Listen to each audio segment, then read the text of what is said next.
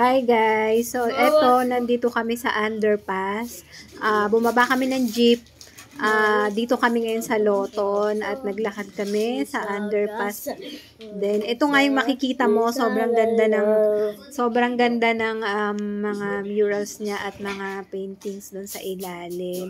At yon, pag akyat mo, makikita mo na yung maraming estudyante dito kasi maraming mga school din dito, tsaka may malapit na LRT. So, makikita mo dito pag naglakad ka, may magandang pasyalan, tambayan, tapos maraming puno, and then sabi ko nga, siguro pag gabi maganda kasi may mga ilaw yung puno. So, malilim siya, pwedeng tumambay, at pag naglakad-lakad ka, medyo malawak din siya, makikita mo yung Liwasang Bonifacio or Bonifacio Shrine.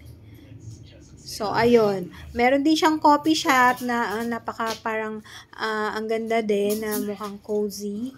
At ito, makikita mo naman talaga na yung kanyang floor, nakalagay is Manila, and then may parang symbol ng yun, yung tower. So yun. So, naglakad-lakad kami, and then nakita nga namin dito is yung yan, may nakalagay, libo yung Pilipinong kumilos ikinulong.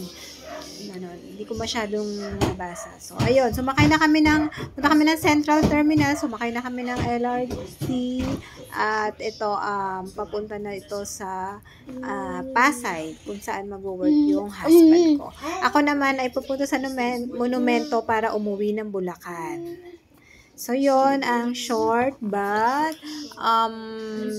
super happy naman na experience namin sa Manila. Ayan, ang picture ko kay Andres Bonifacio.